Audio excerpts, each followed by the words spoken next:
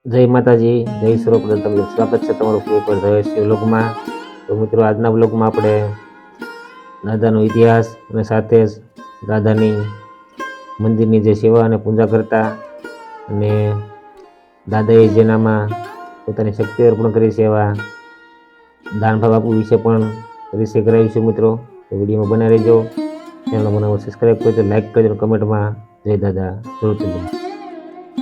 તો મિત્રો, આ ભોળાદ સુરપરા દાદાનું સ્થાન અમદાવાદ જિલ્લાના ધોળકા તાલુકામાં અને ભોલાદ સુરપરા દાદાનું સાનિધ્યમાં આવેલું છે મિત્રો।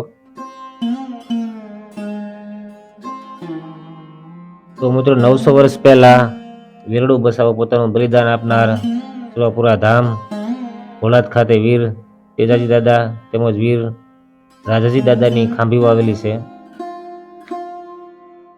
તો મિત્રો, આજના ગોળકોળ યુગમાં અને આધુનિક વિજ્ઞાનના યુગમાં અઢળક પ્રમાણ આપીને દાદાએ પોતાની મદદગી આજે પણ છે તે સાબિત કરી બતાવ્યું છે।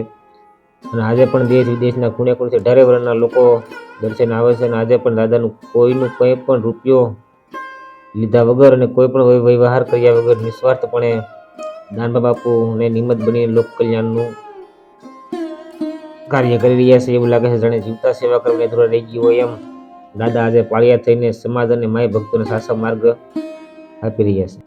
તો મિત્રો, મંદિરમાં જે સેવા કરતા દાદાએ જેમનામાં પોતાની શક્તિ અર્પણ કરી સેવા દાનભા બળવંતસિંહ ચૌહાણ, જેઓની ઉંમર માત્ર 37 વર્ષની છે। તેમના પરિચયની વાત કરીએ તો તેઓ ખૂબ જ સાદગીભર્યું જીવન જીવે છે। જેઓની નાની ઉંમરમાં જ પોતાના પિતાની છત્રછાયા ગુમાવી, જ્યારે તેમણે સમજણ આવી ત્યારે ભાઈની છત્રછાયા ગુમાવી, પછી ગામડામાં મજૂરી કરી પોતે અભ્યાસ કર્યો અને ત્યારબાદ તેઓ રોજગારી માટે અમદાવાદ ગયા અને હાલ પણ પોતે અમદાવાદની એક કંપનીમાં નોકરી કરે છે અને પોતાના પરિવારનું ગુજરાન ચલાવે છે। એમાંથી સમય કાઢી પોતે ભોળાદ આવે છે અને દાદાના શરણોમાં જે શ્રદ્ધાળુઓ આવે છે તેઓના દુઃખમાં ભાગીદારી કરી અને દુઃખ દૂર કરે છે। જે શ્રદ્ધાળુઓ આવે છે તેઓને જમાડવા, સુવા માટે અને ચા નાસ્તા માટે ખૂબ જ આગ્રહ કરે છે। દાદાના સાનિધ્યમાં આવેલ કોઈ પણ હોય ભેદભાવ વગર તમામની સાથે વાતચીત કરે છે અને ખૂબ જ સાદગીભર્યું જીવન જીવે છે। તો મિત્રો, સુરપરા ધામ ભોળાદ આજે અનેક શ્રદ્ધાળુઓ માટે આસ્થાનું અનેરું સ્થાન બન્યું છે। સૌથી ખાસ વાત એ છે કે દાદાના સાનિધ્યમાં આવેલા ભક્તોની મનોકામનાઓ પણ પૂર્ણ થતી જાય છે। આજે ગુજરાતના નહીં પરંતુ દેશ વિદેશના ખૂણે ખૂણેથી 18 વર્ણના લોકો શ્રદ્ધા રાખીને દર્શન માટે આવે છે અને દાદાના સાનિધ્યમાં કોઈનું કોઈ પણ લીધા વગર નિસ્વાર્થપણે શ્રી દાનભા બાપુ નિમિત્ત બની લોક કલ્યાણનું કાર્ય કરી રહ્યા છે।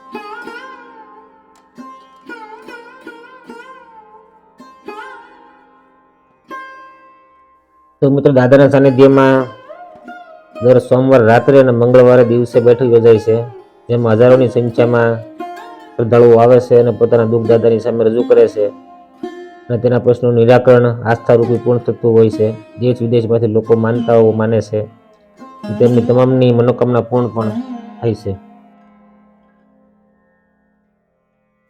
તો મિત્રો, અહીં દાદાના સાનિધ્યમાં દર સોમવારે અને મંગળવારે 15 થી 20,000 લોકો આવે છે દાદાના દર્શને। સાથે વ્યસન મુક્તિ માટે અને કોઈ પણ ઇમરજન્સી માટે કોઈ બુકિંગ થતું નથી। તેઓ ગમે ત્યારે સોમવારે મંગળવારે આવી શકે છે અને તમામને ચા પાણી નાસ્તા અને જમવા સાંજે રાત્રિ રોકાણ માટે પણ વ્યવસ્થા કરવામાં આવે છે મિત્રો। અને હમણાં થોડા દિવસમાં દાદાનો 8મો પાટોત્સવ આવી રહ્યો છે, તેના વ્યવસ્થાના ભાગરૂપે ઓનલાઈન બુકિંગ પણ બંધ છે મિત્રો।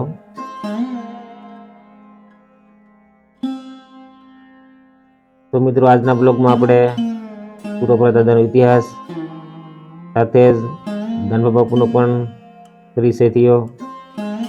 તો મિત્રો, આજના બ્લોગમાં આટલું જ। ચેનલને સબસ્ક્રાઈબ કરજો, વિડીયો શેર કરજો, લાઈક કરજો અને કમેન્ટમાં જય દાદા જરૂરથી લખજો મિત્રો। તો ફરી મળીએ। જય દાદા, જય માતા।